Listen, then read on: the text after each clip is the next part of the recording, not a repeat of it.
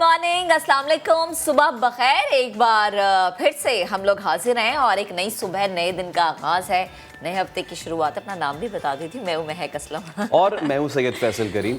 उम्मीद करते हैं कि आपका आने वाला ये दिन, आपका आने वाला ये पूरा हफ्ता बहुत ही अच्छा गुजरेगा। और कराची का एक मसला है जनाब आली, जिसको सबसे पहले हमने आपसे डिस्कस करना है। ये मसला अब आतिशफिशा बनता जा रहा है। यकीनन आप समझ गए होंगे, महंगाई जो है वो मुंह से दो वक्त की रोटी का निवाला तो छीन ही रही थी, ऐसे में छत का साया भी छिनता नजर आ रहा है। और आशियाना जिसे बनाने में लोग टूट जाते हैं, जिसे बरसों लग जाते हैं, आप पाई पाई जोड़ के ना एक घर बनाते हैं और वो ख्वाबों का घर होता है। और आप कहते हैं कि उसको हम अपनी मर्जी से सेट करेंगे, सजाएंगे। ख़वातीन की अलग ख्वाहिश होती है, मर्द हजरात अपनी मर्जी से उसके अंदर हर चीज़ रेनोवेट करवा रहे होते हैं अपनी मर्जी से। उस घर में सोफ़ाज, हर चीज़ सजाई जाती है, बेडरूम ऐसा होगा, डाइनिंग ऐसी होगी। लेकिन जब वो टूटता है ना, तो सोचे कि कितने ख्वाब। प्रॉब्लम ये है कि टूटता क्यों है। अब कराची वाले इस चीज़ से भी परेशान हैं कि आपके पास कागजात पूरे हैं, आप चेक करके घर ले रहे हैं, आप चेक करके फ्लैट ले रहे हैं। अगर आप कहीं घर बना रहे हैं तो SPCA जा रहे हैं और वहाँ जाके तमाम तर जो दस्तावेजात हैं वो पूरे कर रहे हैं और ऊपर वाली चीज़ें भी पूरी कर रहे हैं। उसके बावजूद वन फाइन डे आपको पता चलता है कि आप जहाँ रह रहे हैं वो गैर कानूनी है।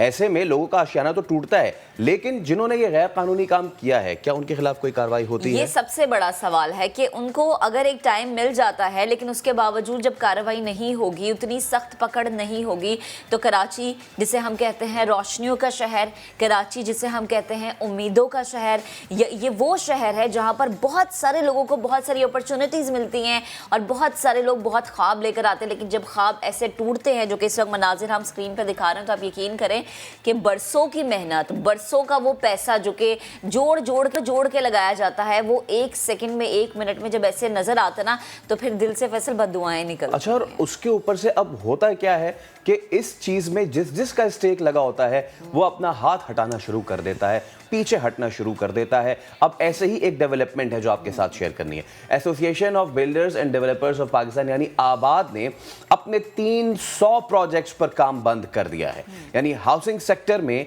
900 अरब रुपए की सरमायाकारी खतरे में पड़ चुकी है। अब इससे हुआ क्या है?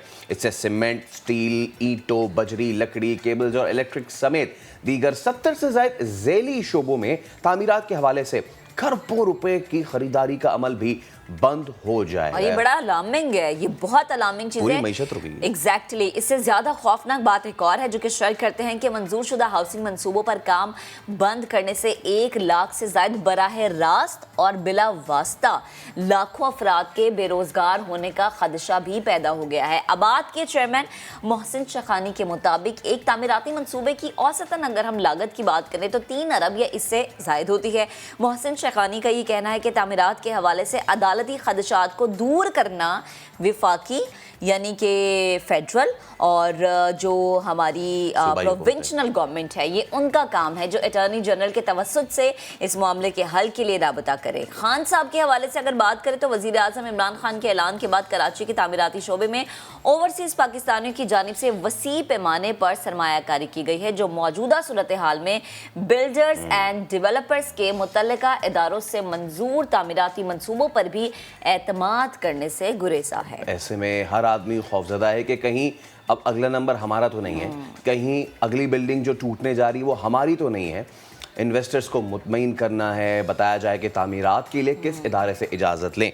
तो हमारे साथ इस अहम मामले पे अब मौजूद होंगे, हमने मदू किया है सुबह सुबह, मोहसिन शेखानी साहब हैं जो कि चेयरमैन आबाद हैं, और इसके अलावा फ़हीमुज़्ज़मा साहब भी होंगे जो कि साबिक़ एडमिनिस्ट्रेटर कराची रह चुके हैं। तो सबसे पहले हम जनाब फ़हीम साहब की जानिब चलते हैं। फ़हीम साहब, अस्सलाम वालेकुम, बहुत शुक्रिया वक्त देने के लिए नया दिन को।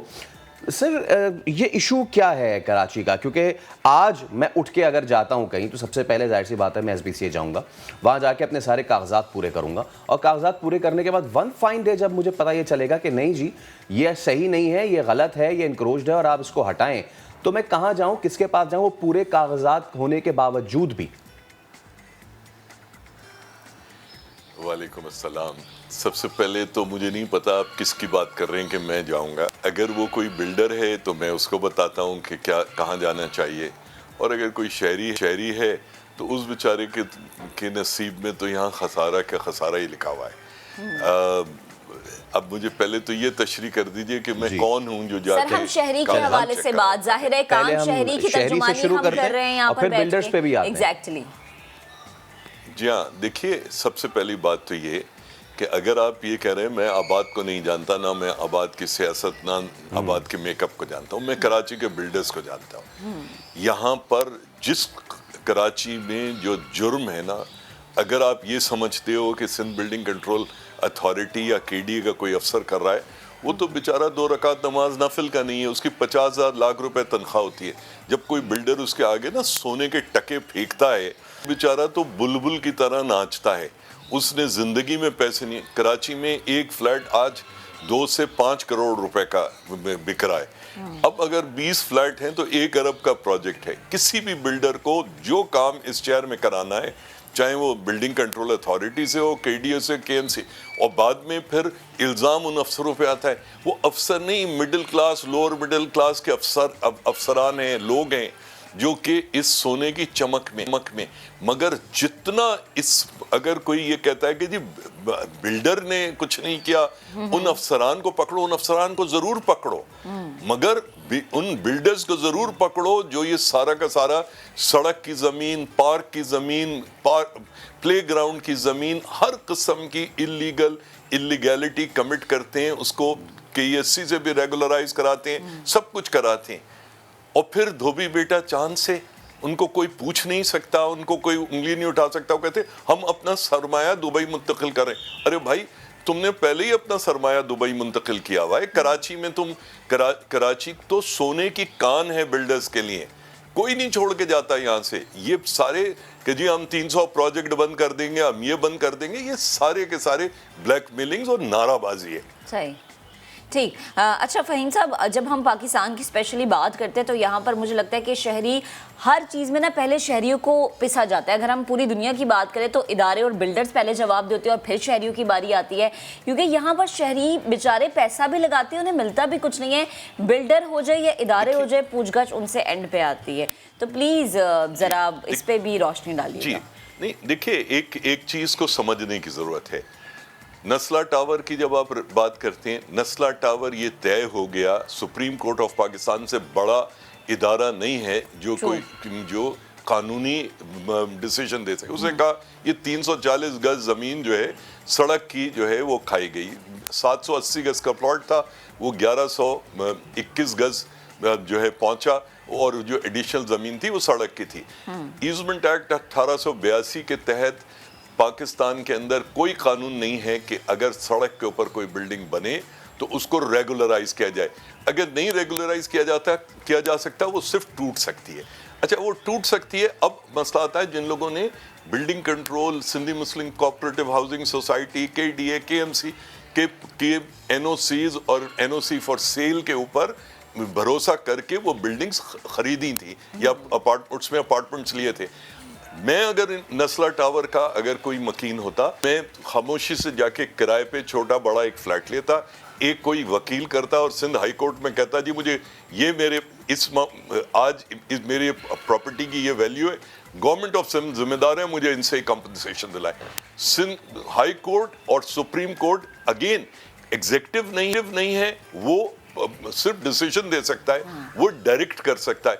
उस केस के अंदर वो डायरेक्ट करेगा, उनको पूरी कंपनसेशन जायज जो है मुझे यकीन है उनको मिलेगी। और उस दौरान में वो, क्योंकि देखिए हमारे यहाँ जैसे मैंने कहा, यहाँ लैंड माफिया, बिल्डर्स, इनके हाथों में पूरा कानून, इनके हाथों में, मतलब आप समझे ना, जब अगर 5 करोड़ रुपए के 20 फ्लैट 1 अरब रुपए का प्रोजेक्ट है, वो 1 अरब में 30, 40, 50 करोड़ तो बच रहे हैं, 20 करोड़ तो बच रहे हैं भाई। उसने अगर अच्छा ये याद रहे, ये वो शहर है कि जिसका एक बिल्डर इस मुल्क का सदर बन जाता है। True. इस मुल्क के जो बिल्डर्स हैं वो मिनिस्टर्स हैं। तो आप बिल्डर्स को क्या कमजोर समझ रहे हैं? उन्होंने कहा जी हम बंद कर देंगे। भाई कर दो बंद, क्या होगा फिर? पहले ही लोग कराची में मारे फिरते हैं, ट्रांसपोर्ट नहीं है, पानी नहीं है, सीवेज नहीं है। तो आप ये धमकिए कानून को, जी हम 3,000 लोग बेरोजगार हो जाएंगे। भाई बेरोजगार तो ऑलरेडी हैं शहर में लोग, आप क्या धमकियां दे रहे हो? आप आप आईने पाकिस्तान की बात करते हो, कानून की बात करते हो, आप कानून के हाथ मजबूत करो। आप खुद इस जगह पे खड़े हो। आबाद को ये कहना चाहिए कि जी ये हम दिक्कत है। बाकी जहाँ तक बिल्डर्स का ताल्लुक है, मुझसे बात करें, मैं बताता हूँ किस प्रोजेक्ट में क्या बेईमानी है। हमें लोग बाबा शहर कहते हैं, अब बाबा शहर ना मानो यार, इस शहर की दाई तो मानो कम से कम। ये जो चक्कर वक्कर है ना, ये इस शहर में मतलब बहुत बड़ा पैसा है और इसमें, और ये मतलब मुझे रोना आता है। मुझे इस शहर का एक वासी होने पे, इस शहर के बेटों के हरकतों पे, इनकी बातों पे अफसोस होता है। सर, इसी टॉपिक को, इसी बात को जो आपने उठाया है, हम बाकायदा अपनी बहस का आगाज़ करते हैं। और हमारे साथ चेयरमैन आबाद मोहसिन शेखानी साहब भी अब क्योंकि आ चुके हैं बराह रास्त। मोहसिन साहब, बहुत शुक्रिया हमें वक्त देने के लिए। जितनी भी बातें की हैं फ़हीम साहब ने, यकीनन आपने सुनी होंगी, उनका भी अगर आप रिस्पॉन्ड करना चाहें तो please, you are more than welcome. और ये भी बताइएगा कितने प्रोजेक्ट्स हैं कराची में जिन पे आप लोगों ने काम बंद कर दिया है, और सरमायाकारी जो है वो कितनी थी इन पे? देखिए, बिल्कुल फ़हीम साहब हमारे लिए बहुत मोहतरम भी हैं और वाक़ई इनको कराची में बहुत सारे ऐसी चीज़ें हैं जो फ़हीम साहब खुद एडमिनिस्ट्रेटर रहे हैं कराची में। मेरा तो सिर्फ़ यही कहना है कि आप सब बैठे हुए हैं, हम ये नहीं कहते कि हम किसी को, अल्लाह ना करे, सुप्रीम कोर्ट को के अगेंस्ट कोई बात करें, हम इदारों के खिलाफ बात करें, ऐसा कोई हमारा कोई वो नहीं है। देखिए, मैं तो ये कहता हूँ कि फ़हीम भाई, हमें आप कोई ऐसा रास्ता बताएं जहाँ पे सही तरीके से अप्रूवल हो जाए। आपको पता है इदारों का हाल क्या है। हम तो ये कहते हैं कि कोई ऐसा रास्ता बताएं फ़हीम भाई, जहाँ पे हम बेहतर तरीके से चीज़ों को डिलीवर कर सके। हमारे पास ऐसा नहीं। हम तो कह रहे हैं शहर में इतने इलीगल प्रोजेक्ट बन रहे हैं जिन्होंने अप्रूवल ही नहीं कराई। आबाद के लोग तो कोशिश करते हैं अप्रूवल करवाने की, और अप्रूवल करवाने में आपको पता है महकमों का क्या हाल है। हम तो आज इसलिए नहीं कह रहे हैं कि अल्लाह ना करे नस्ला टावर को वो करें या कोर्ट के खिलाफ। हम तो आइंदा के लिए कह रहे हैं कि हमें तो बता दें कि हम कहाँ जाएंगे अप्रूवल करवाने, अगर इसी तरीके से इन अप्रूवल्स को नहीं माना जा रहा, या इसमें जिससे ज़मीन खरीदी, ये ज़मीन 1957 में सिंधी मुस्लिम सोसाइटी ने अलॉट की है। तो सिंधी मुस्लिम सोसाइटी तो ज़मीन देने वाला तो रिस्पॉन्सिबल होगा, अप्रूवल करने वाला मास्टर प्लान उनको भी तो बुलाना पड़ेगा। बिल्डर अपनी जगह, हम तो कहते हैं कि अगर वो भी गलत है, मैं भी गलत हूँ फ़हीम भाई, तो हम तो कह रहे हैं कि नहीं, जहाँ भी गलती है उन लोगों को तो सज़ा मिलनी चाहिए। आम आदमी को ये सज़ा नहीं मिलनी चाहिए। और हम तो ये कह रहे हैं कि एक आदमी काम बंद करने का मतलब ये नहीं, अल्लाह ना करे किसी को हम ब्लैकमेल कर रहे हैं। फ़हीम भाई, हम तो ये कहने की कोशिश कर रहे हैं कि हमें रास्ता बता दें, अल्लाह ना करे आइंदा कोई चीज़ें गलत ना हो।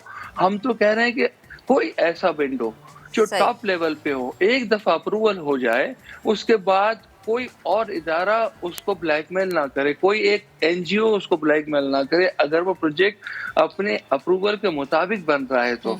हम कोई ऐसा मुतालबा नहीं कर रहे हैं जो कोई आपसे किसी से ज़मीन जी मांग रहे बिल्कुल हैं, फ़हीम पैसे साहब, हम मांग यही रहे चाह रहे थे हैं। कि हम आप तो इस पे कह प्लीज रहे हैं कमेंट कि करें। कोई कानून ऐसा आ जाए जिससे हम चीज़ों को बेहतर कर सके। चलिए, जी। सर फ़हीम साहब, आप रिस्पॉन्ड करना चाह रहे हैं? देखिए मोहसिन, देखिए मसला ये है कि आपने कहा 1957 में ये नस्ला टावर का जो 139 या जो भी प्लॉट वो अलॉट हुआ, वो 780 गज के ऊपर अलॉट हुआ। फिर उसके ऊपर उसमें एडिशनल ज़मीन Sindhi Muslim cooperative housing society से ली गई, फिर उस पर मज़ीद 2015 में ज़मीन ली गई। मुझे ये बताइए कि मैं या आप जो लोग आबाद में इन्वॉल्व हैं, मैं छोड़ दीजिए कि ये नस्ला टावर को छोड़ दीजिए, मुझे बताइए इस वक्त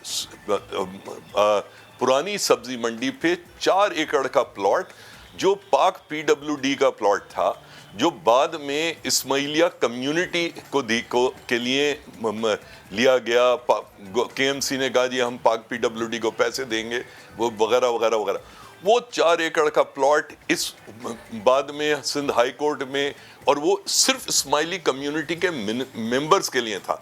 कि आप ये नहीं जानते हो कि उस 4 एकड़ के प्लॉट को जो पहले डिवाइड हुआ फिर रीमर्ज हुआ, अब वहां पर एक बिल्डर जो है फ्लैट्स बना रहा है।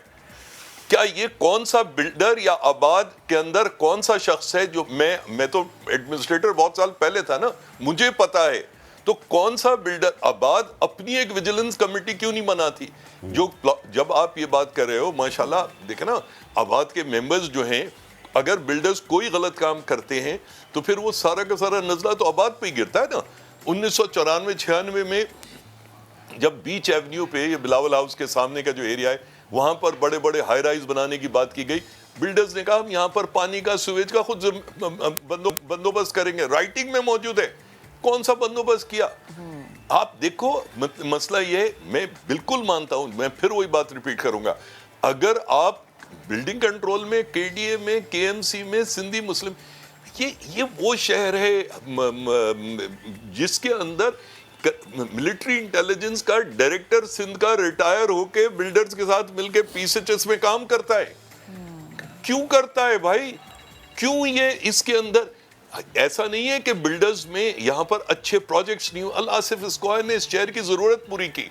इस हसन स्क्वायर की, आज भी लोग हसन स्क्वायर का नाम इज्जत से लेते हैं। वो चीज कहाँ खत्म हो गई? वो पैसा जिसने बिल्डिंग के अंदर, बिल्डर्स एक एनईटी के ग्रेजुएट्स हुआ करते थे, दाऊद कॉलेज के ग्रेजुएट्स हुआ करते थे, उनको आपने बिल्डर्स माफिया का नाम दिलवा दिया। आपने पूरा का पूरा, आप कहते हो वन विंडो, आप वो वन विंडो जो है उसको तो खरीद लिया जाएगा। फिर अगर इस वक्त जो सुप्रीम कोर्ट कह रहा है, वो यही तो कह रहा है कि भाई 1957 से बेईमानी होती रही है इस प्लॉट के ऊपर। इसी तरह से आज डॉल्मिन मॉल के बिल्कुल सामने जो एक वो प्लॉट है, उसके पीछे एक छोटा सा पार्क था, उस पे बाउंड्री वॉल लगना शुरू हो गई है। क्या बिल्डर्स को नहीं पता कि किस तरह डॉल्मिन मॉल के प्लॉट्स किस तरह से मिले, किस तरह से सड़कें बनी, उसके पीछे किस तरह से फिरोज गिट्टू ने जो दाग बेल डाली पीसीएचएस के अंदर, सारा ये तो ये एब्सोल्युटली चीजें भाई साहब, ये जो आप बात कर रहे हैं आपके भी फिंगर टिप्स पे हैं, कराची वालों के भी ये फिंगर टिप्स पे हैं। आप मुझे बताएं ना, नॉर्थ से अगर आप इस चीज़ का आगाज़ करें, जहाँ पे 80 और 120 गज की गलियां हैं, वहाँ पे 4-4 जो है मंजिलें तामीर हो जाती। जहाँ एक घर रहता था वहाँ 4 घर आने आ गए। उसके बाद आप ईस्ट का रुख कर लें, जौहर चले जाएं, वहाँ पे 80,000 गज की पट्टी पे, वो कौन था? जी जी बिल्कुल, वही तो 1000 गज की पट्टी पे को पूरा का पूरा किसने किया? बाबर गौरी इन्वॉल्व था। सामने 1000 गज की पट्टी है और उसके सामने 80 गज के घर निकाल दिए, और जो पार्क थे उनको घेर के वहां बाज़ाब्ता अंदर हाउसिंग सोसाइटीज बना दी हैं। फिर आप यहाँ मतलब कि हमने तो समंदर का पानी तक बेच दिया सर, हमने समंदर का पानी तक बेच दिया। जहाँ पे सर्दियों में पानी कम हो जाता है, जब गर्मियों में वहां लोग गए तो देखा है तो समंदर था। आप मुझे कोई पॉलिटिकल लीडर आप बता दें, उसके साथ जो लगा हुआ बिल्डर है, मैं उसका नाम बता देता हूं। कोई नाम ले लीजिए आप यार। आप देखो, पार्क के अंदर, बाग इब्न कासिम में पार्क के अंदर पहले कॉम 3 1000 गज का बना, वो कीप का, वो बाद में वो 10,000 गज हुआ। आज कम से कम 15,000 गज की जमीन पे काबिज है। कोई बिल्डर ही है ना यार। किसी ने, देखिए इन बिल्डिंग्स में, इसमें इतना बड़ा पैसा है कि बड़ा सा बड़ा आदमी उसके अंदर बिक जाता है। बिल्कुल। अब मोहसिन मौजूद है, आबाद मौजूद है, बताएं कितने बिल्डर्स ने मेरे साथ कोशिश नहीं की हो? कोई बिल्डर बता दे मैंने कभी एक, मगर क्या कितने लोग हैं जो अपनी गर्दन कटवाने। आप लोग बात कर रहे हो, बिल्कुल फहीम साहब, आप बिल्कुल दुरुस्त फरमा रहे हो। मैं यही चीज मोहसिन साहब से पूछना चाह रही हूँ। जी, मैं बिल्कुल यही चीज़ मोहसिन साहब से पूछना चाह रही हूँ कि सर, जैसे फ़हीम साहब भी फरमा रहे हैं और जैसे मेरे को होस्ट ने भी फरमाया कि कराची जिसे हम कहते हैं कि लैंड अपॉर्चुनिटीज़ की, यहाँ के लोग फिर कहाँ जाएं, सवाल किससे करें?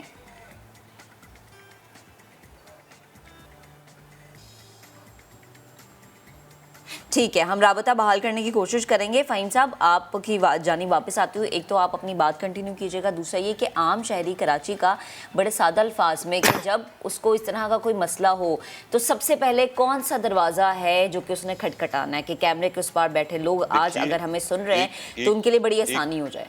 जी देखिए, यहाँ पर चाहे कराची का बिल्डर हो, चाहे कॉन्ट्रैक्टर हो, हर आदमी ईमानदारी से काम कर सकता है, बशर्ते कि आप एक इनेबलिंग एनवायरनमेंट बनाएं जहां पर हुक्मरान वहां पर बिल्डर बड़े आराम से उस क्राइम का हिस्सा बनता है या बिल्डर हुक्मरानों को क्राइम का हिस्सा बनाता है। कराची के शहरी उस वक्त तक खसारे में रहेंगे जब तक क्रिमिनल्स इस सूबे पे, इस मुल्क में हुक्मरान रहेंगे। जब तक वो चीज तब्दील नहीं होगी, बिल्डर्स हो, टैंकर माफिया हो, लैंड माफिया हो, सब खुल खेलेंगे। एजेंसीज हो, कोर कमांडर्स हो, इन लोगों के नाम गिनवाने को तैयार हो। क्या बात कर रहे हैं आप? मसला यही है कि यहाँ पर हुक्मरान क्रिमिनल्स हैं, और जब जिस मुल्क या जिस शहर या जिस सूबे में क्रिमिनल्स हुक्मरान हो, वहां पर बिल्डर्स को और दीगर माफियाज को खुल खेलने का पूरा मौका मिलता है। और आखिर में यही होता है कि हशर है जी बिल्कुल, आखिर में लोग जो हैं वो उन मलबों पे बैठ के आओ बुका कर रहे होते हैं कि जिन्हें वो अपना घर कहते थे।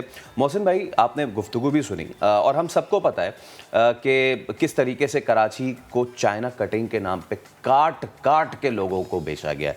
अच्छा, प्रॉब्लम यह है कि एक तो एसबीसी की अपनी एक पुलिस है, दूसरा ये कि अगर आज हम घर बनाने जाएं और आज मैं छत जब डालना शुरू करूं तो उस इलाके के एसएचओ की गाड़ी वहां पे पहुंच जाती है। पुलिस को पता चल जाता है कि ये छत डल रही है, तो वो आपको पता है फिर किस लिए आ जाते हैं। अब प्रॉब्लम ये कि जब पुलिस को पता होता है, जब एसपीसी की पुलिस को पता होता है, सब कुछ पता होता है, उसके बावजूद भी जहां पे ग्राउंड प्लस 2 की इजाजत नहीं है वहां पे 2 बन जाता है। जहां पे 80 के ऊपर आप एक और फ्लोर नहीं बना सकते, वहां पे फ्लोर बन जाता है। तो यकीनन फहीम साहब ने जो बिल्डर एसोसिएशन है उन पे भी जो है काफी तनकीद की है और हम सबको तनकीद फेस करनी चाहिए। बट मैं चाहूंगा जरा इसकी तरफ आए ना, ये लियाकताबाद में जो इमारतें गिरती रहती हैं, अभी गिरी भी है, और एक आम शहरी वाला सवाल मैं चाहूंगी वो भी तो ये इंतजामिया इस वक्त कहां होती है जब ये सब हो रहा होता है? मेरा यही कहना है कि ये जो शहर को जो छोटे छोटे प्लॉटों पे बगैर नक्शे के बिल्डिंग बनती है, आपने जैसे कहा ना छत पड़ती है तो पुलिस जी, आई थिंक दोबारा से हमारा राब्ता उनसे डिस्कनेक्ट हो गया है। मैं पता है बात कैसे, पहले कि हम दोबारा या मोहसिन या फहीम साहब के पास जाएं, आप ये इस वक्त मनाजिर भी देख रहे हैं, ये तंग गलियां हैं कराची की, और इसके आगे आप देख सकते हैं अंदर दरारें पड़ जाती हैं, सीलन आ जाती है, मेंटेनेंस तो दूर की बात है। जब एक जगह पे जो इमारत की बेस है वो दूसरी, तीसरी, चौथी मंजिल बर्दाश्त नहीं कर पाती, अभी उठें, आज अभी उठें इस दफ्तर से और पीछे की तरफ रुख करें अपना, तो आप उन गलियों में चलते हुए दहल जाएंगे। सोचें उन लोगों से जो रह रहे हैं वो किस हालत में रह रहे हैं। कितनी अलार्मिंग चीज है उनके लिए, क्योंकि इमारतें एक दूसरे से बगल गिर होती है, मैं नजर आती है, तंग सीढ़ियां, लोगों का इन्वेस्ट किया हुआ पैसा, फिर उनको इस पैसे के नाम पे जो खाया जाता है वो चीज मिलती भी नहीं है। कोई एक सिस्टम, अगर हम किसी एक भी सिस्टम की कराची में बात कर लेना, माजरत के साथ हमें ये कहना पड़ता है कि कोई एक सिस्टम, वो पानी का है, वो सीवरेज का है, वो इवन ये इंफ्रास्ट्रक्चर है, कोई सिस्टम ठीक नहीं है। तो वो कराची वाला इंसान फैसल वही कि पूरी मेहनत पैसा लगाता है और वो जाता कहाँ है। मोहसिन भाई दोबारा, मोहसिन भाई राब्ता उनका हुआ था, आप प्लीज अपनी बात मुकम्मल कीजिएगा। हाँ, आ रही आवाज आ रही है? जी जी जी। हाँ, मैं कह रहा हूँ कि हम खुद कह रहे हैं कि ये इलीगल कंस्ट्रक्शन शहर में बंद होनी चाहिए, आज भी हो रही है। इलीगल कंस्ट्रक्शन बंद होनी चाहिए, जहाँ भी चाइना कटिंग थी उसको खत्म होनी चाहिए, जहाँ भी इलीगलिटीज है वहाँ खत्म होनी चाहिए। हम आपके साथ है, लेकिन आबाद कोई, अल्लाह ना करे, कोई इदारा तो नहीं है, कोई पुलिस नहीं है। आबाद तो एक अपना नक्शा पास कराने के लिए फहीम भाई को पूछे कितनी, कहाँ कहाँ क्या क्या करना पड़ता है। हम तो ये कह रहे हैं कि हमें कोई विंडो बताएं फहीम भाई, ताकि हम काम कर सके। हमें तो डीएचए के, अगर आप कहते हैं तो हम डीएचए में को दे दें शहर, आप किसी और इदारे को दे दें जो आप हम सब समझते हो कि इसके बाद आम आदमी को प्रॉब्लम नहीं होगा। हम और कोई बात नहीं कर रहे, हम तो कह रहे हैं कि हमें बताएं कि अगर ये बिल्डिंग एक दफा हम बना दें, वो डीएचए दे दे परमिशन, वो कोई और इदारा दे दे, वो कोर्टों में कोई रजिस्ट्रेशन बता दे हमें कि उनको असेंबलियों को कि ये रजिस्ट्रेशन हो जाए, ताकि आने वाले लोगों को कहीं भी हम एक महफूज सरमाया। देखिए, बिल्डिंग टूट के अगर आप कहें कि मैंने अप्रूवल करवाई, बिल्डिंग बनाई, बायलॉज से बनाई, पार्किंग भी दी, लिफ्टें भी दी, फायर चीजें भी दी, उसके बाद बिल्डिंग टूटने के बाद लोग हमारे घरों पे, आपने जैसे कहा, हम भी 20-25% कमाते होंगे, 4 साल प्रोजेक्ट बनता है, 4 साल में ही कमाएंगे ना। उसके बाद जाके लोगों को अगर रहते हुए बिल्डिंग टूट जाएगी तो वो हमारे घर आएंगे तो कैसे होगा। हम और कोई रिक्वायरमेंट नहीं कर रहे, अल्लाह ना करे हमारा ये कोई भी नहीं है लोगों को कि हम कोई हम तो आप सबके साथ आके बैठने के लिए ये तैयार है। हमें बता दे हम कौन सा रास्ता इख्तियार करें, हम कहाँ जाएं, जो इलीगल है हम उसके अगेंस्ट खड़े रहें। आप सबके साथ खड़े, इस शहर के साथ खड़े। मोहसिन साहब, माजरत के साथ बड़ा जरूरी है शहर और शहरियों के साथ खड़े होना, क्योंकि ये शहर इन शहरियों की वजह से ये बात है। आप प्लीज ये नस्ला टार की बात, जी सर प्लीज ऐड कीजिएगा। मैं मोहसिन साहब को मैं एक पेशकश पेश करता हूँ, मेरे साथ मिलकर एस चेयरमैन आबाद let's go to Sindh high court, और ये जो इसके ऊपर सिंध हाई कोर्ट में एक पिटीशन डालते हैं कि भाई ये जो नस्ला टार की जिन लोगों ने अप्रूवल्स दी, जिन्होंने ये ज़मीन एमलगमेट की, जिन्होंने ये ज़मीन अलॉट की, जिनका पैसा लगा, और जो आखिर में आज जिस तरह से वो सारा का सारा कोर्ट अपॉइंट करे एक किसी फेडरल इदारे को या किसी को, और फिर उसके बाद इन्वेस्टिगेट कराए और बिल्डर को और सबको, जो अगर बिल्डर इन्वॉल्व है बेमानी में तो बिल्डर को भी करार वाकई में सज़ा मिले। अगर बिल्डर नहीं इन्वॉल्व है, Sindh Muslim cooperative housing society और Sindh building control authority involve है तो गवर्नमेंट ऑफ सिंध और फेडरल गवर्नमेंट पे करे उनको, मतलब मकीनों को भी करे। ये आबाद के चेयरमैन है, मैं साबिक एडमिनिस्ट्रेटर हूँ इस शहर का। हम दोनों जाते हैं, दो और आरिफ हसन साहब को और हम एक दो और लोगों को साथ लेते हैं, पिटीशन फाइल करते हैं ताकि एक दफ़ा कानूनी रास्ता तो निकले ना। और ये करार वाकई एक ये इस बात के ऊपर बाकायदा जिम्मेदारी बने कि रिस्पॉन्सिबल है कौन, और एक क्या जितने प्रोजेक्ट इस तरह के आइडेंटिफाई हो रहे हैं उन सबको के ऊपर किया जाना चाहिए। मोहसिन साहब आप राजी हैं फिर? मैं बिल्कुल भी राजी हूँ फ़हीम भाई के साथ। फ़हीम भाई कल हम डिजाइन करें, हम आपके साथ जाने के लिए तैयार है, और हम एक दफा शहर को डिसाइड करें।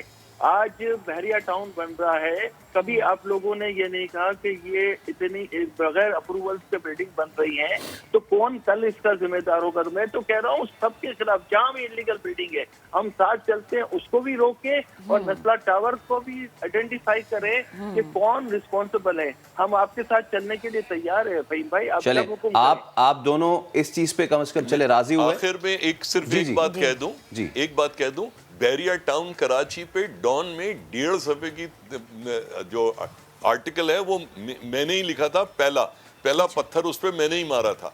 और बहरिया आइकॉन टावर जिसमें 4050 गज स्कूल जो है की जमीन हड़प कर गए, 1560 गज सड़क की जमीन हड़प गए, उसके अंदर मेरा केस आज भी सिंध हाई कोर्ट के अंदर पड़ा हुआ है।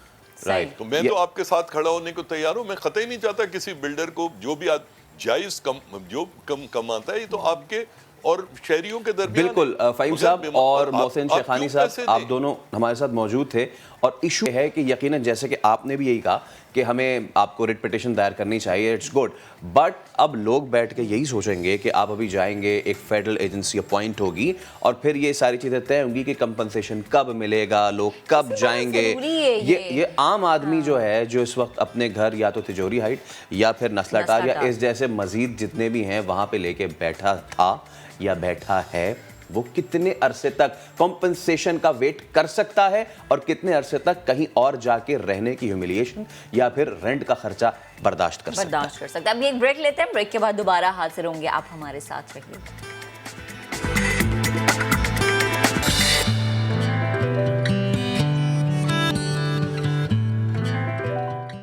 एक बार फिर आपको कहेंगे नया दिन में खुशामदीद। मारूफ सूफी बुजुर्ग शायर शाह अब्दुल लतीफ़ भिटाई रहमतुल्लाह अलैह के कलाम की मकबूलियत 2.5 सदी बाद भी बरकरार है। वो सबसे फेवरेट भिट जा भिटाई, वो भिटते वसई नूर मुंजोते पुजाएं।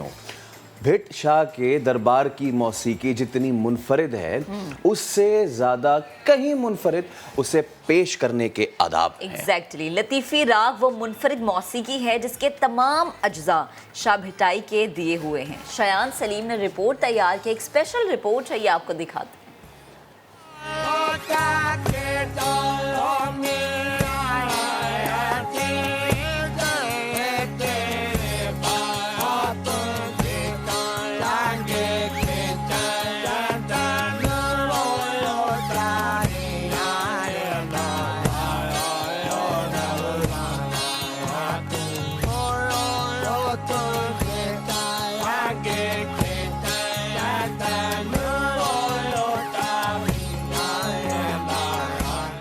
शाह अब्दुल लतीफ़ भिटाई का मज़ार। इस दरबार के मरजाए खलाइक होने का सबब करामतों और मौजज़ों की दास्तानें नहीं, बल्कि शाह भिटाई के तहरीरी शक्ल में मौजूद वो अफकार हैं जिन्हें दुनिया शाह जो रिसालों के नाम से जानती है। और सिंध वासियों ने 2.5 सदी से शाह भिटाई के इस कलाम को सीने से लगाया हुआ है।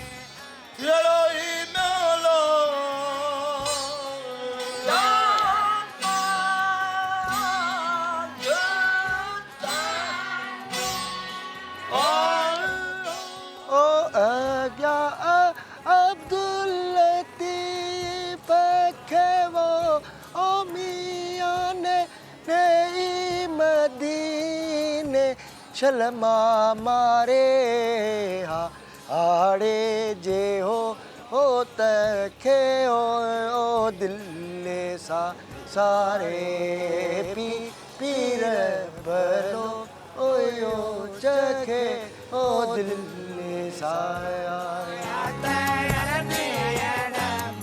शाह भिटाई का दरबार इसी कलाम की निस्बत से दुनिया की सबसे मुनफरिद मौसीकी का भी मरकज है। वो मुनफरिद मौसीकी जिसके तमाम अज्जा शाह भिटाई की देन है, यानी कलाम भी शाह का, आला मौसीकी भी शाह का, राग भी शाह के और सुर भी शाह के ही होते हैं। शाह अब्दुल लतीफ़ भिटाई ने अपना कलाम अवाम तक पहुँचाने के लिए इसी मौसीकी को भी जरिया बनाया।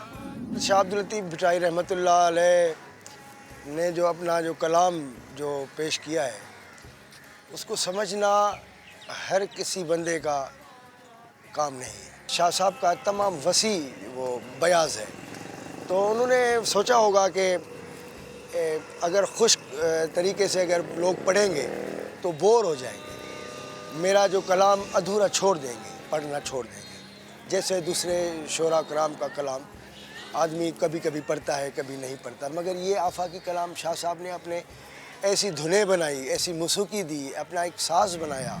शाह साहब ने 30 सुर बनाए, 30 सुर बनाए। उस 30 सुरों में शाह साहब ने मुख्तलिफ धुनें दी।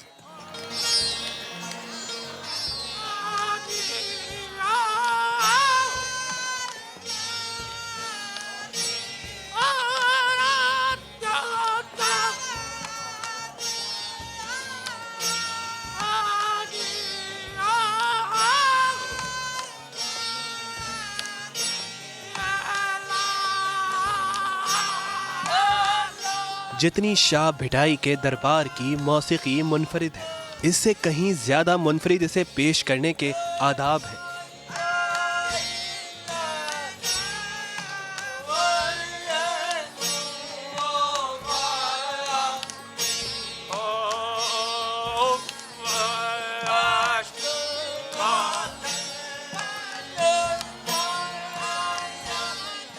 भिट शाह दरबार के रागी फकीर गुल मोहम्मद खास खेली तक ये फन नस्ल दर नस्ल मुंतकिल हुआ है।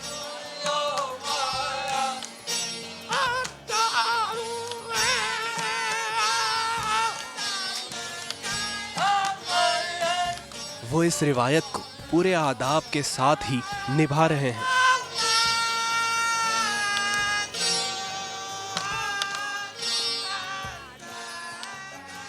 मेरे आबा अज्जा साईं लतीफ़ साईं ज़माने से वो आते रहे गाते रहे। मेरा दादा था, परदादा था, मेरा अबू था, मैं हूँ। साईं ने ये काली ड्रेस मुतारफ़ कराई कि मेरे फ़कीर जो होंगे उनकी ड्रेस जो होगी वो काली होगी। पहले तो काली पगड़ी भी बांधते थे, अभी जैसे थोड़ी इसमें थोड़ी चेंज आ गई है। हम विदाउट एनी ब्रेक सुबह तक ये कलाम पेश करते हैं। आम फनकार जो ऐसे करते हैं, कोई हमें सुने या रिस्पांस दे तो हम गाएं, एक बंदा भी नहीं होगा, फिर भी हम इसी जगह पे सुबह तक बैठे रहेंगे। अभी अपना रहे ना राग, ये हमने किसी ने भी खाना नहीं खाया है। अब सुबह के टाइम, फजर के टाइम जो सुर मारवी है, आखिरी सुर है, एंड वाला सुर है, उनमें हम दुआ मांगेंगे, फिर नंगर करेंगे, रोटी खाएंगे। शाह भिटाई की मौसीकी लतीफ़ी रागों के 30 सुरों में से कई सुर इन ख़वातीन से मंसूब हैं, जिन्हें शाह साहब ने अपने कलाम में अलामतों के तौर पर इस्तेमाल किया है। अपने कलाम में सूरमियों की दास्तानें बयान करते हुए शाह भिटाई ने सिंध वासियों को ख़वातीन के एहतराम, उनके तहफ़्फ़ुज़ और उन पर एतमाद करने का पैगाम दिया है। ये जो सूरमियाँ बनाई हैं, ये जो सोनी माहिवाल का जिक्र किया है, या लीला चनेसर का जिक्र किया है, उमर मारवी का जिक्र किया है, या हीर रांझे का जिक्र किया है, या ससी पुनू का जिक्र किया है, राणा राणू है, मूमल है, सोनी। ये असल में ये है कोई एक किरदार है, एक किरदार जिसको शाह साहब ने मुख्तलिफ नाम देकर लोगों के सामने आया किया है। औरत का जो किरदार शाह साहब ने पेश किया है वो मजलूमियत का किरदार पेश किया है। मर्द जो है वो उनको आप देखेंगे, उमर मारवी का जिक्र है तो उमर बादशाह को उन्होंने निगलेक्ट किया है। देखें, उनको बुरा भला भी कहा है कलाम में कि आपने अच्छा काम नहीं किया है, या उनको तंग किया है, उनको कैद किया है, या उनको आप उठा के ले के आए हैं, या उनके साथ आपने जुल्म व तशद्दुद किया है। ऐसे पुनू ने भी ससी को छोड़ दिया, रज़ा खुशी से छोड़ दिया, या जबरन उसके जो भाई थे वो उसको लेके चले गए, मगर फिर उसको भी उसी में आप देखेंगे तो औरत को मजलूम दिखाया है पुनू। तो मूमल भी ऐसे ही है, जो राना था वो जब आया तो उसने शक के बुनियाद पर मूमल को छोड़ के चला गया। शाह अब्दुल लतीफ़ भिटाई का कलाम बहुत वसी है। तारीख की ताबीरें हैं, फलसफे की बहसें हैं, जिंदगी से जुड़ा कोई पहलू ऐसा नहीं है जिसका शाह भिटाई ने अपने कलाम में अहाता ना किया हो। मगर कलाम की ज़बान मौजूदा सिंधी से मुख्तलिफ भी है और मुश्किल भी, जबकि शायरी में अरबी और फारसी का इस्तेमाल भी ज़्यादा है, जिसकी वजह से बेशतर पढ़ने वाले इसे मुश्किल समझते हैं। शाह भिटाई का दरबार है लतीफ़ी रागों, सुरों और दंबूरों के इम्तिज़ाज की गूंज है। अपनी नौयत की मुनफरिद मौसीकी होने की वजह से बहुत कम लोग इन रागों और सुरों को समझ सकते हैं, मगर इन फ़कीरों की ले घंटों सुनने वालों को अपने सहर में जकड़े रखती है। कैमरामैन सनाउल्लाह के साथ शायान सलीम, समा, भिटशा। चलें जी, अभी एक ब्रेक लेते हैं, ब्रेक के बाद दोबारा हाजिर होंगे। Stay with us.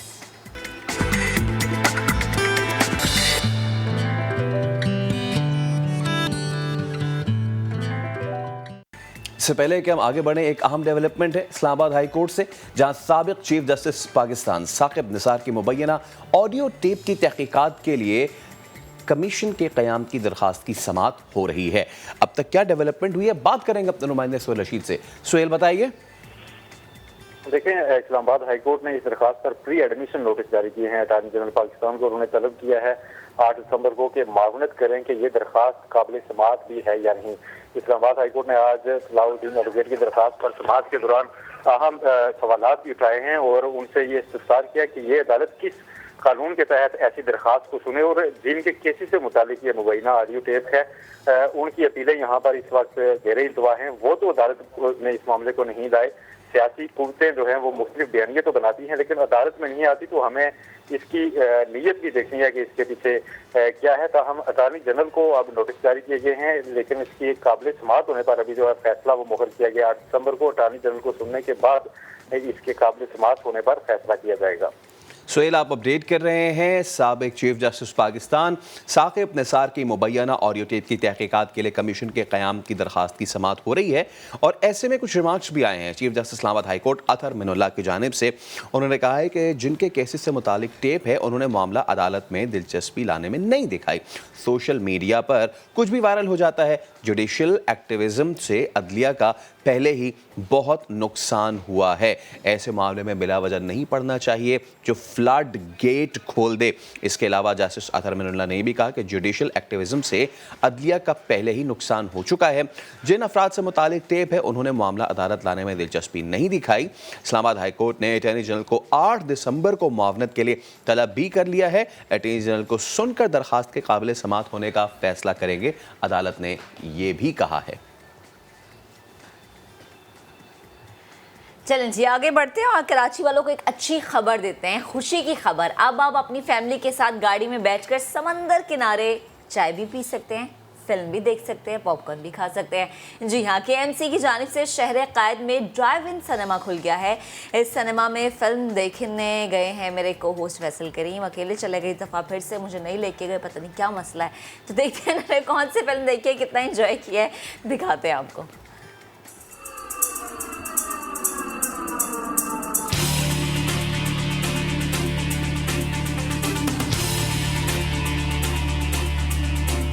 साहिल समंदर हो, डूबता हुआ सूरज हो, हाथ में पॉपकॉर्न हो, तो फिर फिल्म कैसे ना हो। भाई कराची वालों, आपकी तफरी के लिए एक नया एहतमाम, एक नया इंतजाम किया गया है, और वो भी आपके फेवरेट समंदर के बिल्कुल साहिल पे। ये है सनसेट सिनेमा, और यहाँ पे आप अपनी गाड़ी के हमरा भी आ सकते हैं, पैदल भी आ सकते हैं, बच्चों को भी ला सकते हैं, बेगम को भी ला सकते हैं, अम्मा अब्बा को लाके भी एंजॉय करा सकते हैं, और कराची की इस खुली फिजा में समंदर के बिल्कुल किनारे बैठ के मूवीज एंजॉय कर सकते हैं। तो फिर आप ये पैकेज एंजॉय करें, हम तो मूवी एंजॉय करेंगे। हाँ भाई, एक दिन में 2 शोज के मजे आप ले सकते हैं। इसके अलावा यहाँ पे फूड कोर्ट भी है, और खानों से भी आप लुत्फानंदोज हो सकते हैं। समंदर की हवा तो है ही, और कराची का अपनापन भी है। ये है सनसेट सिनेमा।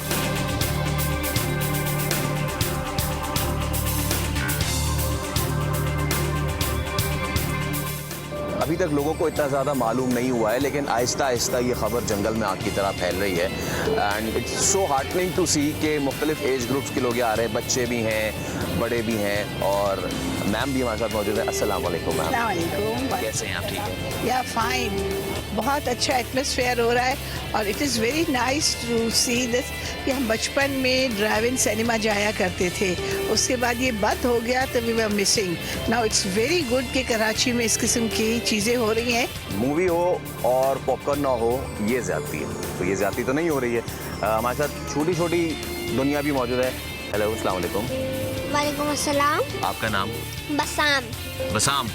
अच्छा बसाम, एंजॉय कर रहे हो इधर आके? जी। अच्छा, पहली मर्तबा बाहर मूवी देखने आए हो, वरना पहले तो इससे पहले सिनेमा गए होगे, right? No. This is your first time? Yes. And you are enjoying it over here? Yes. How are the popcorns? Good. Will you share with me? Yes. Oh, thank you so much. Thank you so much. तो ये छोटे छोटे बच्चे, छोटी छोटी दुनिया है यहाँ पे, और यही कराची की अच्छी बात थी, जो कि अब वापस रिवाइव हो रही है।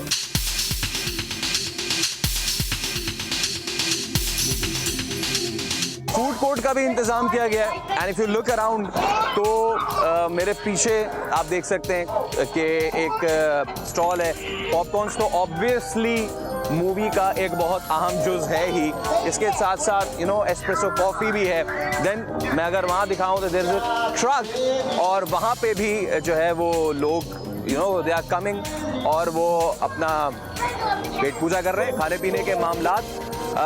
इसके अलावा from Burns road with love, okay that's a good thing, from Burns road with love. तो हम चलते हैं हर स्टॉल पे और देखते हैं कि वहाँ पे क्या क्या कराची की लोकल डेलिकेसी हमें मिलती है। आ जाए।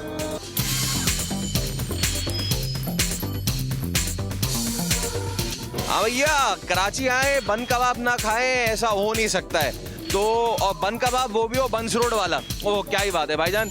आप कबाब भी बनाते रहे और काम भी करते रहे, कैसे? ठीक ठाक है अल्हम्दुलिल्लाह। करम है आपको। कितने का दे रहे? 200 के 2। 200 के 2। और क्या क्या डाल रहे? दाल और अंडा होता है। दाल अंडा कबाब, शामी शामी, ठीक है। चटनी वटनी भी डाल रहे जबरदस्त। बिल्कुल, आप खाओगे आपको पता चलेगा। अभी खाते हैं, थोड़ी देर में खाते हैं, बस थोड़ी देर में खाते हैं कराची का बन कबाब, वो भी बंस रोड वाला।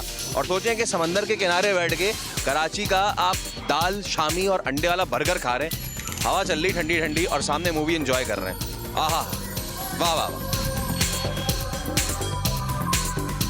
तो शो शुरू हो चुका है और गाड़ियां आना भी शुरू हो चुकी हैं।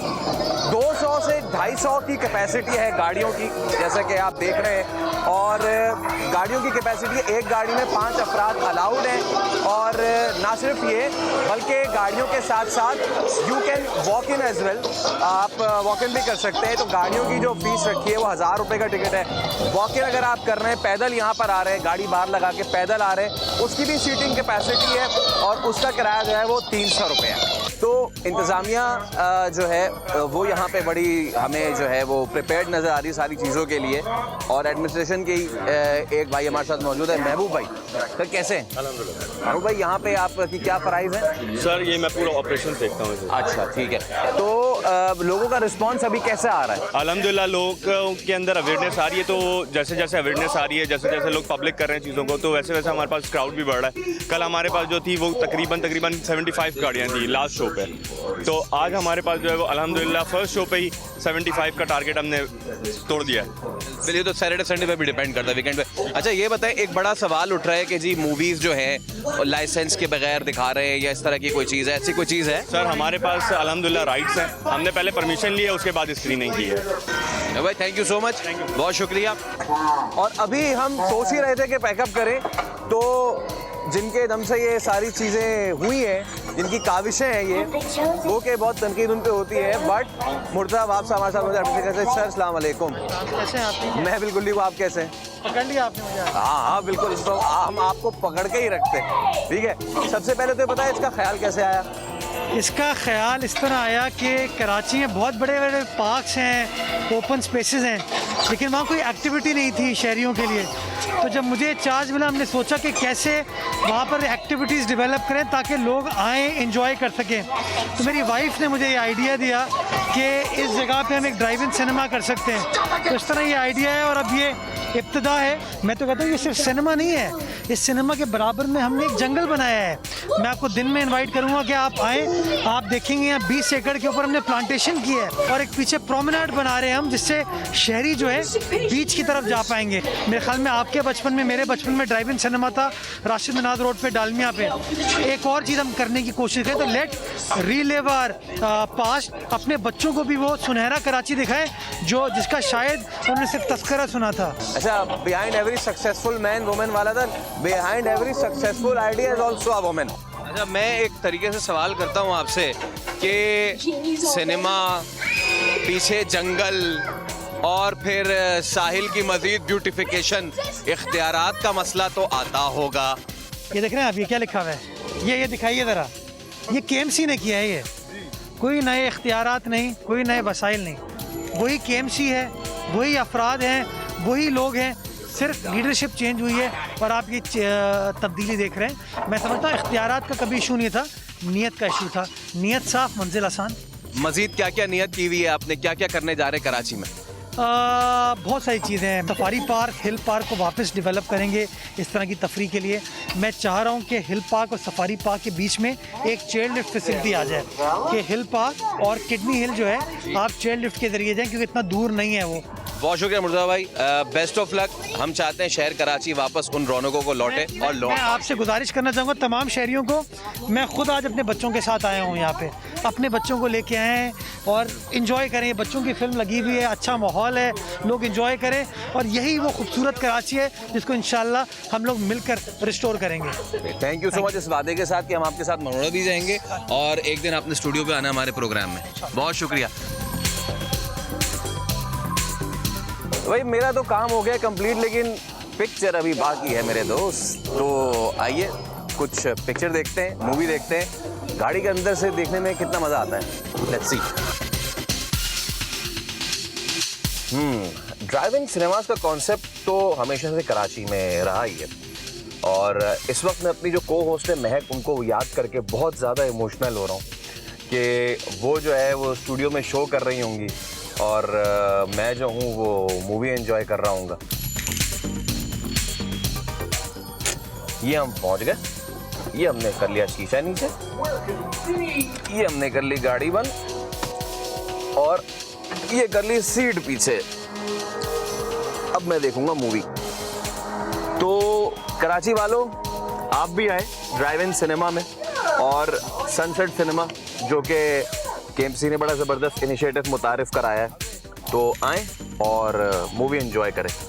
यहाँ के लिए मुझे दें इजाज़त। अल्लाह हाफिज़, बाय बाय, टाटा। ये थोड़ा बहुत फैसल ने मुझे मिस जरूर किया।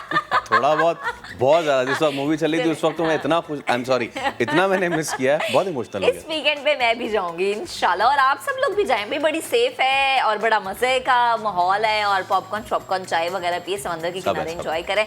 चलें जी, ये तो हमने बात कर ली कि अब आप इजीली मूवीज देख सकते हैं, लेकिन जो लोग मूवीज में काम करते हैं जिनकी वजह से ये फिल्में बड़ी मशहूर होती हैं, जरा उनकी बात करते हैं, फनकार बिरादरी की बात करते हैं। एक जमाना था जब पाकिस्तानी फिल्म के फनकार शोहरत और मकबूलियत में सबसे आगे होते थे। वहीद मुराद की बात कर लें हम, मोहम्मद अली की, या फिर हम शाहिद की बात कर लें, ये वो सुपरस्टार्स थे जिनकी फिल्में सिनेमा घरों में नुमाइश के लिए जब पेश की जाती थी ना, तो नाज़रीन एक दफ़ा नहीं, 2 दफ़ा नहीं, 3 दफ़ा नहीं, ना जाने कितनी कितनी देर तक जो है ना इनकी मूवीज़ को देखते थे। लेकिन अब हालात बदल गए हैं, और वो हालात ऐसे बदले हैं कि फिल्म की जगह ले ली टीवी ने, और टीवी के अदाकार फिल्म के अदाकारों से ज़्यादा पसंद किए जाने लगे हैं। इन्हीं अदाकार में एक नाम है एहसन खान का, उन्होंने हर तरह के रोल्स किए हैं। एवरग्रीन बंदा है यार ये। आपने बता दिया हमको, सही। ये भी हम पूछेंगे कि वो क्या खाते हैं, एवरग्रीन क्यों हैं। और ना सिर्फ ये अदाकार हैं बल्कि एक अच्छे इंसान भी हैं, समाजी खिदमत के कामों में भी पेश रहते हैं, और इनकी इंसानी खिदमत को देखते हुए चाइल्ड राइट्स कमीशन ने इन्हें बच्चों के लिए खैर सगारी सफ़ीर मुकर्रर किया है। हमारे करस्पॉन्डेंट है रेहान अहमद, उन्होंने एहसन खान से मुलाकात की है। क्या गुफ्तगू हुई, देखिए। एहसन भाई, ये बताइए कि आप जो है हाल ही में आपको मुंतखब किया गया है बच्चों के लिए काम करने वाली एक तंजीम की तरफ से, उसके खैर सगाली सफ़ीर के तौर पे, तो उस हवाले से मुझे बताइए कि थोड़ा सा उसका बैकग्राउंड क्या है। जी हाँ, चाइल्ड राइट्स की जो एक कमीशन है NCRC के नाम से, बच्चों के लिए, वो आगाही के लिए, अवेयरनेस क्रिएट करने के लिए तंजीम है, काम करने के लिए, बहुत सी बच्चों की शिकायत को दूर करने के लिए, बहुत चाइल्ड अब्यूज़ के ऊपर काम कर रहे हैं। बहुत उसमें बेसिक उसका मकसद ही ये है कि बच्चों के हकूक़ उनको दिलाए जाएं, तो उसके लिए मुझे गुडविल एम्बेसडर बनाया गया है। बिल्कुल सही। आपको लगता है बिलावल भुट्टो काम कर रहे हैं आवाम के लिए? देखिए, मुझे ऐसा लगता है कि सिंध गवर्नमेंट वैसे परफॉर्म नहीं करे जो करना चाहिए, because we living in Karachi, हम लोग हालात देखते हैं, आपके सामने हैं। आई फील कि बहुत काम होने वाला है, बहुत ज़्यादा, सिंध में, कराची में, हर जगह। और मैं शायद ये बात करते हुए, क्योंकि इतना बेहतर बता नहीं सकता है, पॉलिटिक्स में बहुत ज़्यादा इंटरेस्ट नहीं है, बट जो हमें दिखाई देता है, अभी आप बाहर निकलें और आप देख लीजिए, चाहे वो आपकी सड़कों के हालात हैं, चाहे वो कूड़ा करकट के हालात हैं कराची में, चाहे वो एजुकेशन के हालात हैं, चाहे वो अंडर प्रिविलेज स्लम्स के हालात हैं, चाहे वो जो भी ओवरऑल सिचुएशन है, तो आप तमाम, सिर्फ एक को हम फोकस नहीं करेंगे, हम सबको मिलकर ये काम करने चाहिए। आपका क्या ख्याल, एक्टिंग करनी चाहिए बिलावल भुट्टो साहब को? बहुत सारे लोग कहते हैं उन्हें करनी चाहिए। नहीं, मुझे ऐसा लगता है एक्टिंग बहुत एक मेहनत का काम है, एक्टिंग तो एक मजदूर का काम है, तो मुझे नहीं लगता उनको करनी चाहिए, ना वो कर पाएंगे अदाकारी। अच्छा, क्या क्या बात पसंद है बिलावल की आपको बहुत ज़्यादा? I think he's learned, he's educated, he's focused. I think उनको मालूम है, क्योंकि वो दुनिया से एक्सपोज्ड हैं और बाहर से पढ़े हुए हैं, और एक बैकग्राउंड है पॉलिटिक्स का उनकी ज़िंदगी में। कोई फ़ैन लड़की ऐसी भी मिली कभी जो जिसने कोई खून से ख़त लिखा हो, या ऐसी कोई चीज़, या अपना घर छोड़ के सामान लेके आपके घर? अरे ये मैं आपको बता चुका हूँ, ये बात, ये आपको बता चुका हूँ। ऐसा बिल्कुल हो चुका है, लेकिन बहुत पुरानी बात है ये, और बड़ी खौफनाक बात थी कि वो लड़की जो है वो अपना घर वर छोड़ के आ गई, और बड़ी एक लंबी दास्तान है, अब क्या आपको सुनाएं। लेकिन फिर मेरे साथ जो असिस्टेंट है, उन्होंने बड़ा कारनामा ये किया कि उस लड़की को एक सर्टन जगह पे बिठाया, उसको कहा कि मैं एहसन को लेके वहीं आ रहा हूँ, आप रुकिए, क्योंकि हम तो परेशान हो गए। फ़ोन पे फ़ोन आना शुरू हो गए, नंबर्स मालूम नहीं कहाँ से लिए, और वो बच्ची उनकी किसी की। फिर हमने उनके माँ बाप को, या शायद उसके मामू से रब्ता किया कि वो बच्ची वहाँ पे बैठी, आप जाके उनको ले जाइए। फिर मेरे जो असिस्टेंट है वो वहाँ पे गए, खड़े रहे, देखते रहे कि वो बच्ची इधर उधर ना हो जाए। उसके पेरेंट्स, उसके घर वाले आए और उसको ले गए वो इज़्ज़त के साथ। तो ये एक बड़ी जिम्मेदारी होती है एक एज एन आर्टिस्ट, कि कोई यंगर एज में आई थिंक लोग जो हैं वो बच्चे बच्चियाँ थोड़े कच्चे जहनों के होते हैं, और घर में भी जब एक वो रिलाय ना कर सके किसी पे, तो वो बाहर का रुख करते हैं। तो एक अच्छी इज़्ज़तदार तरीके से सब लोगों को अपने अपने घरों में रहना चाहिए। जो नई जनरेशन आ रही है मॉडल्स की, एक्टर्स की, वो सोचती है कि हमें ये मुकाम हासिल करना है, हमें यहाँ तक पहुँचना है। ऐसा भी कोई है आपके जहन में कभी जो आपका आइडियल बना हो? हाँ, जिसे बिल्कुल है। मेरे आइडियल आपको सच बताऊं ईदी साहब हैं। आप कितने भी बड़े पॉलिटिशियन हो, कितने बड़े आर्टिस्ट हों, तो उसमें कोई आप पौधा नहीं लगाते, उसमें कुछ बस है, आप काम करिए, स्किल अच्छा लोगों को एंटरटेन कीजिए। ज़रूर एक स्किल होना चाहिए, बड़ा एक आर्ट ज़बरदस्त है, बट उससे बड़ी चीज़ जो मुझे लगती है, आपके जितने भी स्किल्स हैं आपको अल्लाह ने दिए हैं, क्योंकि हर चीज़ अल्लाह की है, तो जो इंसानियत की खिदमत है वो एक बड़ा मेरा दिल के करीब चीज़ है। मज़ेदार गुफ्तगू एहसन ने की रेहान अहमद के साथ। अब ये ब्रेक लेते हैं और ब्रेक के बाद जब हासिल होंगे तो खेल के मैदान से भी खबर होगी जो हम शामिल करेंगे, तो हमारे साथ रहिएगा।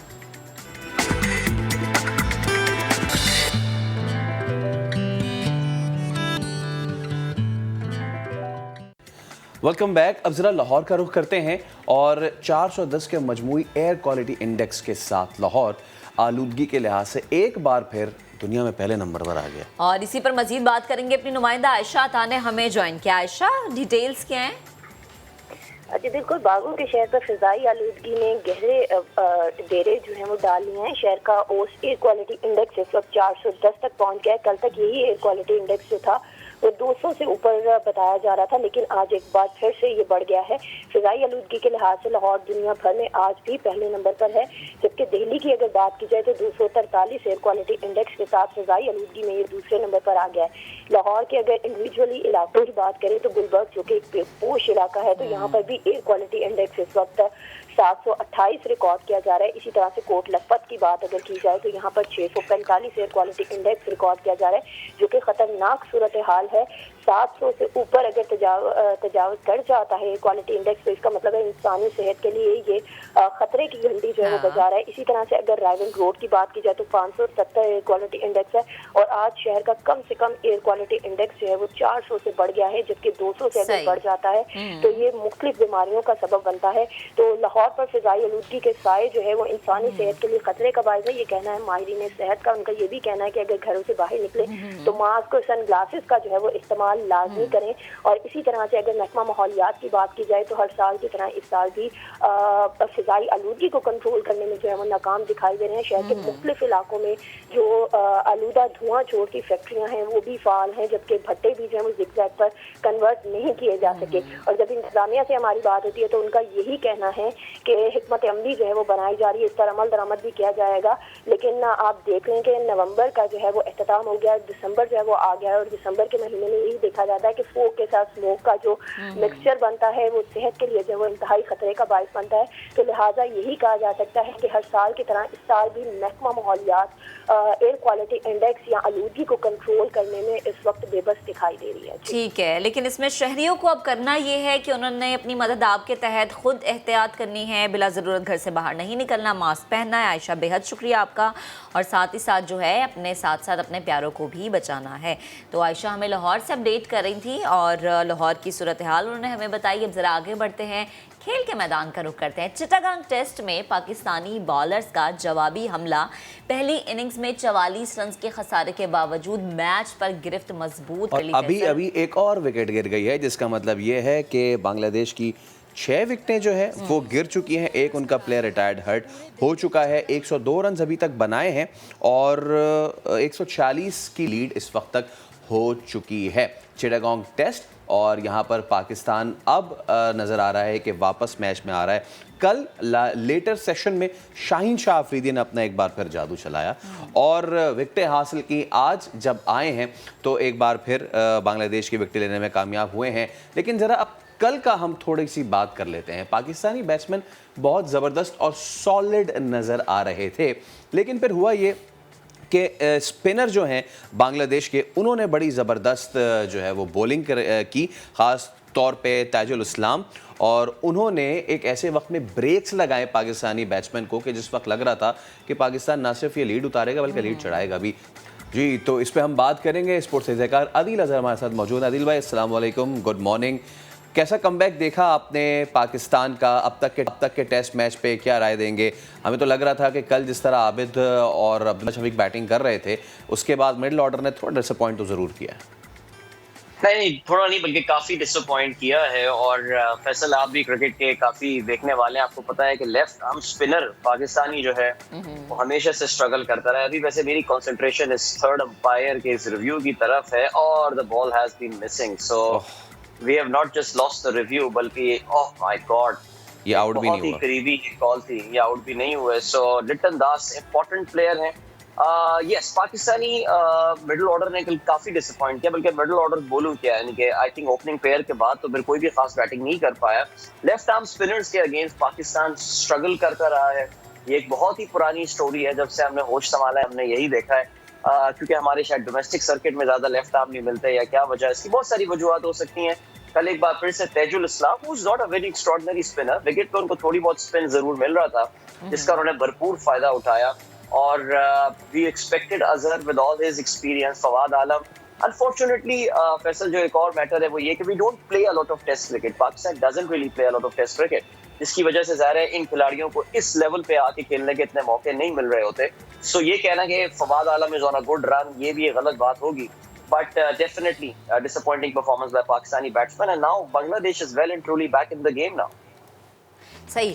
अच्छा, मुझे बताएं कि शाहीन शाह की परफॉर्मेंस पर आप क्या कहेंगे? मैच में पाकिस्तान को वापस ले आए हैं वो, तो आप इस पे क्या कमेंट करना चाहेंगे या इन फ्यूचर क्या कहते हैं? देखिए, Shaheen is fast becoming among those bowlers के जिसको कंडीशंस अगर अपनी फेवर की ना भी मिले तो ही extract something out of that. हमने ये T20 वर्ल्ड कप में भी काफी गौर से देखा, जाता हमें पता है कि फास्ट बॉलर्स के लिए इतनी कंड्यूसिव कंडीशंस नहीं थी।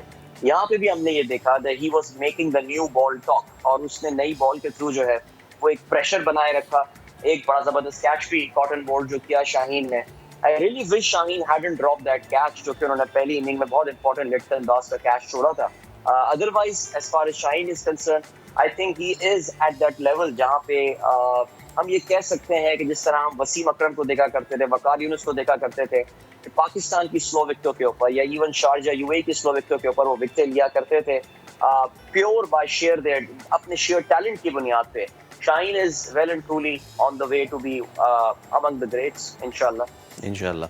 अच्छा, आपने बात की कि हम लेफ्ट आर्म स्पिनर को इतना नहीं खेलते, लेकिन ये वर्ल्ड कप के दौरान भी आपसे बात होती रही है इस पे, और अब तो ये बात करना बहुत लाजमी हो गया है कि क्या फवाद आलम का कोई रोल एज ए बॉलर आप देख रहे हैं लेटर ऑन द मैच, क्योंकि 5 विकेटें अभी गिर चुकी हैं और जो है वो एक रिटायर्ड हर्ट हैं, तो फवाद आलम का क्या आप देख रहे हैं role? Because is the left arm spinner, उनको वो आएंगे, हाथ खींच के बॉल करते हैं तो ग्रिप भी होता है बॉल।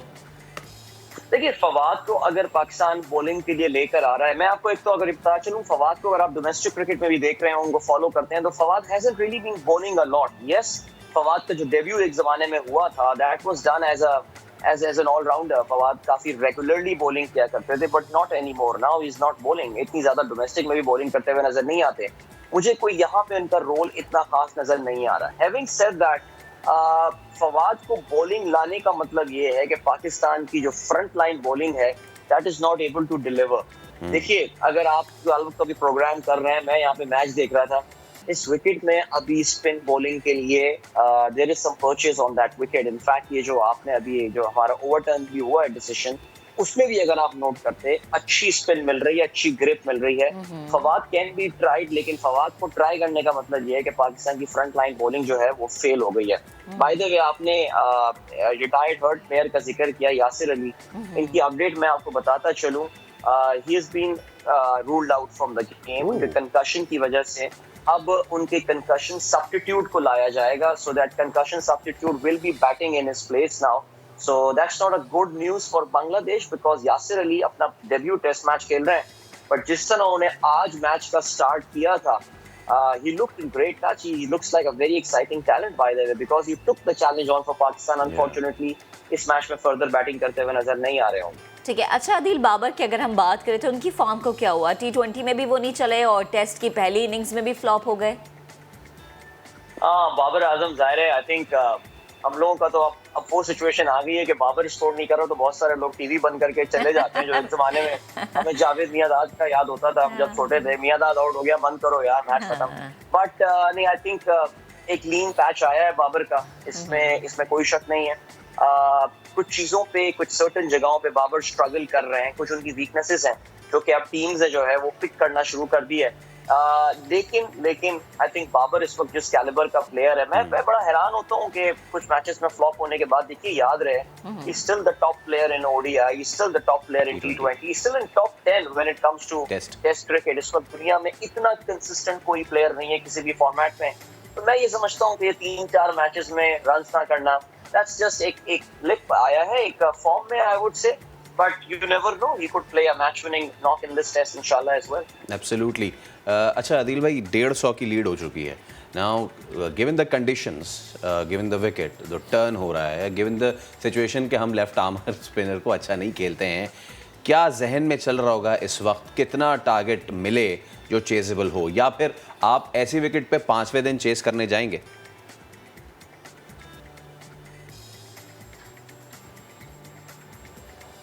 हम दिल से दोबारा रब्ता करने की कोशिश करते हैं, बिकॉज जो पहला टेस्ट है चिटागोंग, ये बहुत जो है वो इंटरेस्टिंग फेज़ में दाखिल हो चुका है। जब शुरू हुआ था तो आपको याद दिलाएं कि बांग्लादेश ने इनिशियली विकेट्स लूज़ की, उसके बाद लिटन दास ने बड़ी ज़बरदस्त इनिंग्स खेली जो है वो उनके कीपर बैट्समैन के साथ, और फिर दोबारा पाकिस्तानी बॉलर्स आए और उन्होंने जो टेल का सफाया कर दिया, 330 रन बना पाए थे। जब पाकिस्तान पहले इनिंग्स में बैटिंग करने आई तो उसने बड़ा ज़बरदस्त आगाज़ फराहम किया, ख़ासतौर पे ओपनर्स ने। आबिद अली बहुत ज़बरदस्त उन्होंने खेला, और उनके साथ जो है वो अब्दुल्ला शफीक ने बहुत अच्छा खेला, बट मिडल ऑर्डर स्ट्रगल करना शुरू हो गया। नाउ द सिचुएशन इज़ कि बांग्लादेश की जो लीड है वो एक कम 150 हो चुकी है। आदिल भाई ये मैंने आपसे पूछा था कि गिवन द कंडीशन आखिरी दिन पे इस टेस्ट मैच के इस विकेट पे कितना आपको सेफ टारगेट लग रहा है पाकिस्तान के लिए, कितना चेजेबल है?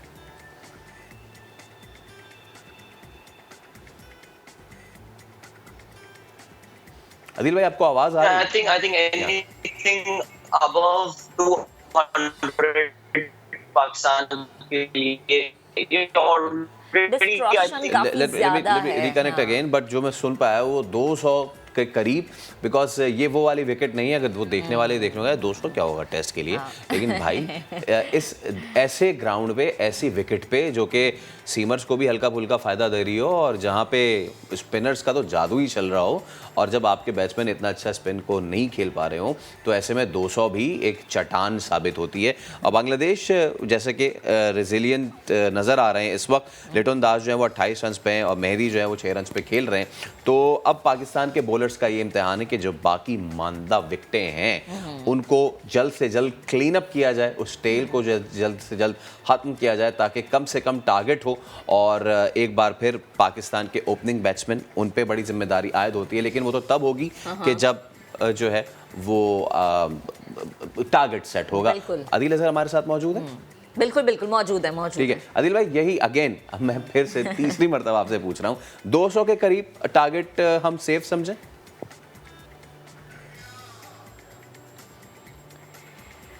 आई थिंक अगेन आवाज़ का कुछ इशू है, हमारी आवाज़ उन तक नहीं पहुंच पा रही है, और जो है वो कनेक्टिंग में भी मसला आ रहा है।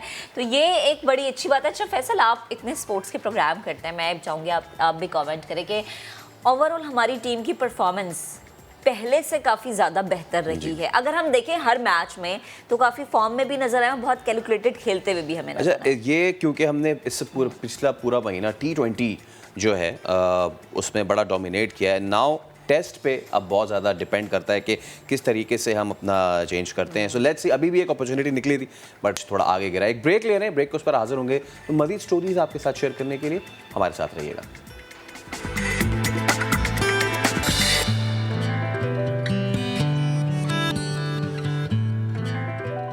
Welcome back. अब ज़रा रुख करते हैं गवादर का, और जब हम गवादर की बात करते हैं ना, तफरी सा माहौल बन जाता है, तफरीही माहौल, और वहाँ पर जो जाता है ना वहाँ का होके रह जाता है, इतना खूबसूरत है वो। बहुत ज़्यादा। अब ऐसे में वहाँ पे पहली बोट रैली भी हो गई है, वो भी कामयाबी के साथ। शुरा ने कराची से शुरू किया, गवादर तक पहुँचे, 650 किलोमीटर का इन्होंने फासला तय किया। और सिर्फ यही नहीं हुआ, फिशिंग टूर्नामेंट भी हुआ जिसमें 34 किलो वजनी टूना फिश पकड़ने वाली टीम थी एक्सप्लोरर, वो फातेह करार पाई। तो हुज़ैफा खान की रिपोर्ट आपको दिखाते हैं।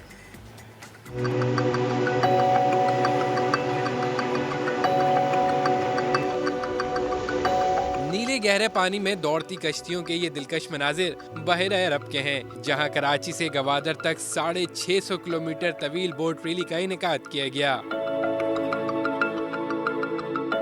बोट रैली में 10 कश्तियों और 50 बोटर्स ने हिस्सा लिया। समंदर में अटकलियां करती डॉल्फिन ने शुरा के दिल मोह लिए।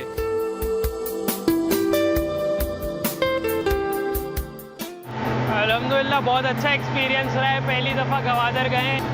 गवादर की मरीन लाइफ बहुत खूबसूरत है। उड़माड़ा के पास अस्तोला आइलैंड है, उस पर तो बहुत ही ज़्यादा खूबसूरत फिशेज़ हैं। वहाँ पे बहुत सारी स्पीशीज़ हैं फिशेज़ की जो आम समंदर में नहीं मिलती हैं। पाक बहरिया के इश्तिराक से होने वाली बोट रैली की कामयाबी से तकमील पर रैली के मुंतज़िमीन न सिर्फ खुश थे बल्कि पाकिस्तान के समंदर की खूबसूरती दुनिया को दिखाने का अज़्म करते नजर आए। हमें बीच में बहुत ज़्यादा मुश्किलात आई, वेदर एकदम रफ हो गया, हमारी बोट्स का ब्रेक डाउन हो गया, तो काफ़ी सारी चीज़ें आई, लेकिन हमने हिम्मत नहीं हारी। नेक्स्ट ईयर का हमारा प्लान ये है कि आसपास की जितनी कंट्रीज हैं, जैसे कि ओमान हो गया, UAE हो गया, ईरान हो गया, इनफैक्ट इंडिया भी हो गया, उसमें से भी बोटर्स को हम इनवाइट करेंगे। बोट रैली के दौरान फिशिंग टूर्नामेंट भी हुआ, जिसमें नन्हे शिकारियों ने भी जमकर हिस्सा लिया। मछलियां पकड़ने के लिए रंग बिरंगी मसनूई मछलियां लाई गई थीं। तो जैसे कि आप ये देख सकते हैं, ये बेट है, ये यूज होता है मार्लिन के लिए, क्योंकि मार्लिन ज़्यादातर स्क्विड के पीछे होती है, उसको स्क्विड अच्छा लगता है, तो ये रॉड के आगे लगता है, ये इसको कहते हैं हम स्क्विड। तो ये वाला जो होता है, ये वाला होता है डोराडो के लिए। फिशिंग टूर्नामेंट का मुकाबला 34 किलोग्राम टूना मछली पकड़ने वाली टीम एक्सप्लोरर ने जीत लिया। फातह टीम को 20 फीट लंबी कश्ती बतौर इनाम दी गई। बिफरी मौजें और आग बरसाता सूरज भी इन बोटर्स का हौसला कम न कर सका। उम्मीद है इस रैली के इनेकाद से ब्लू इकोनॉमी को फरोग मिलेगी। हुज़ैफा खान, बहरा अरब, समा। आप गए हैं यहाँ पे? मजा है? आप गई यहाँ पे? मैं नहीं गई, मजा आया? लेकिन मैं जरूर जाऊंगी इंशाल्लाह। चलें अब ज़रा समंदर से आपको लेके चलते हैं रेगिस्तान में, और समंदर में चलती हैं कश्तियाँ और रेगिस्तान में चलती हैं ये रेगिस्तान की कश्तियाँ। ये आप देख रहे हैं फर्राटे भरती तेज़ रफ्तार गाड़ियाँ। ये 6ठी थल जीप रैली और ये ज़ैन महमूद चौधरी ने अपने नाम कर ली। मुजफ्फरगढ़ में थी रफ्तार की जंग।